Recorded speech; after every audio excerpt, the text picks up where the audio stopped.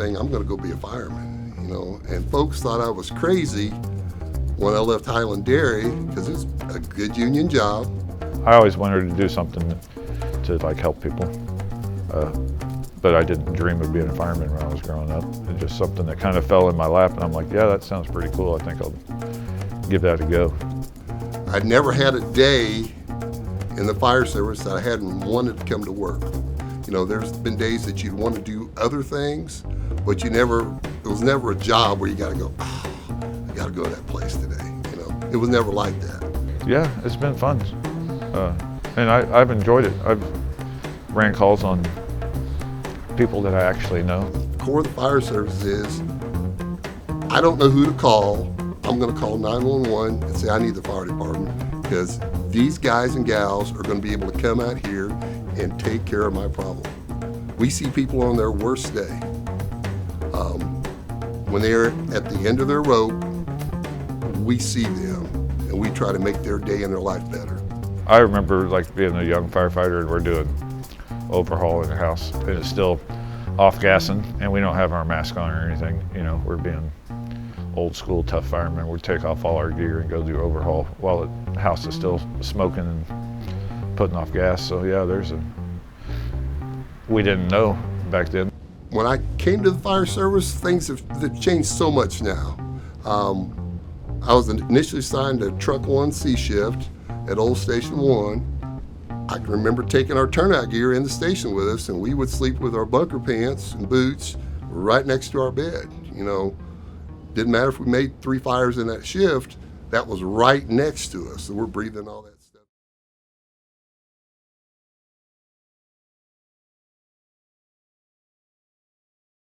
It came back as positive for cancer. It was squamous cell carcinoma, which is like a skin cancer.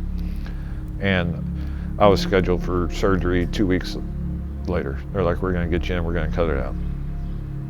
So I went to surgery. I was in surgery for 9 hours.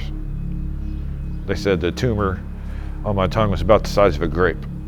So they took 25% of my tongue off, which is why I kind of talk funny. So I go in there and he goes, this is what we got. And he's got a bigger picture of it, and more detailed picture of it. And he says, you've got a mass on your kidney.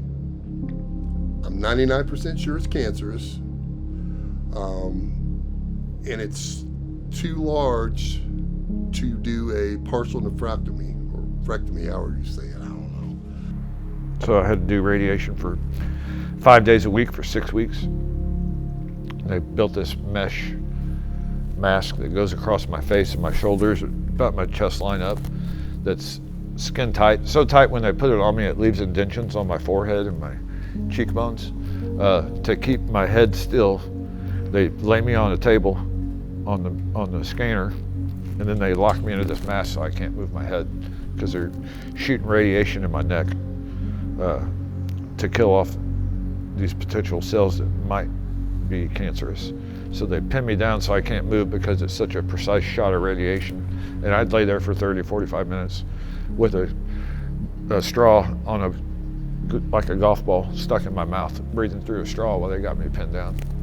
And it's horrible. It hurts because it burns. My neck's all burnt up. But just laying under that mask, knowing that you can't get up. Well, now I'm mad because if this thing had been growing in me for 7 or 8 years, if we could have caught this thing when it's small, maybe I'd only lost part of my kidney.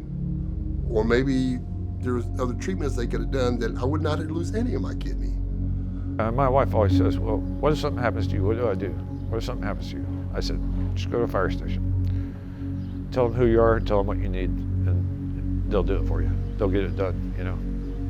Then I had to figure a way to tell Tyson, my son, you know, and Tyson's my other blessing, you know. Tyson's 23, Down syndrome, very, very self-sufficient. He is a bigger blessing than I ever deserved in life.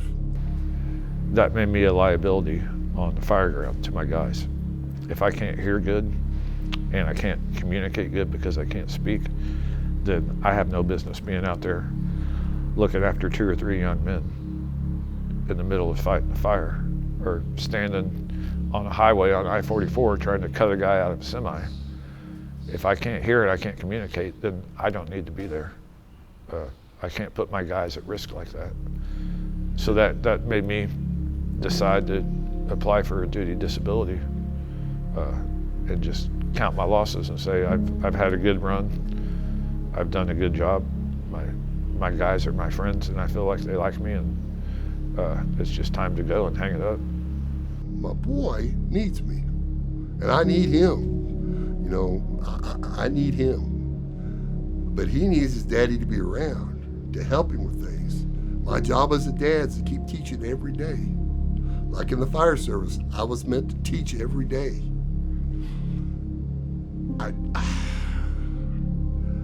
I wish our community could see the passion that members of the fire service truly have. So when I got home from all my treatment, my driveway was done, and it's making me tear up. Just how nice everybody was to me. Like I said, I bought new furniture. I wasn't strong enough to lift it.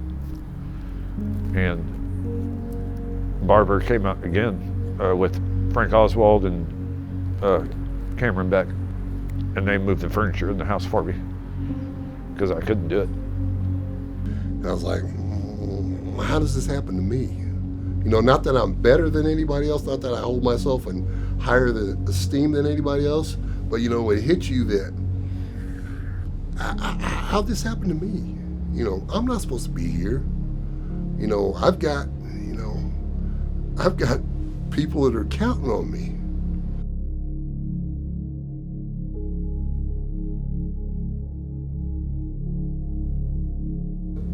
I guess it would go back to last year. Katie Jackson, our marketing manager, was introduced to this as a concept that we thought we could really help bring awareness to cancer screening and health in general for the firefighters. So it didn't take me but a minute to say yes to it, because I have friends that are firefighters that have sat at their tables and talked about things of this nature, and for us to be a part of it from a business standpoint, we are proud to support the people that protect us. My dad was in the fire service for 34 years at a department in Texas, and within a year of retiring,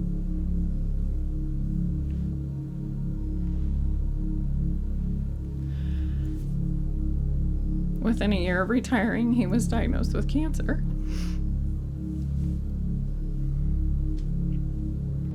It would change our guys and gals' lives if they knew that there was a way that they could prolong their career, prolong their lives and their livelihoods and their time with their families, you know, by getting a simple screening. And the whole bag, it is money, you know. And for the people to say, well, you guys knew what you were getting into, we had no idea we were getting into something that was going to cause us cancer. They caught my cancer early stage 1. So they're like, it's early, it's not a real big tumor, we can get it.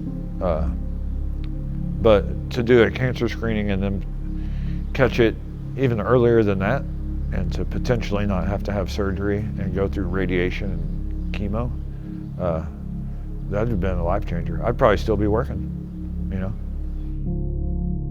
I didn't realize that some of these things were needing financial support. So as a business, we're always being asked to support things. I can't think of a better thing to support. And knowing that it needed funding, needing to give financial aid so that our heroes can be taken care of.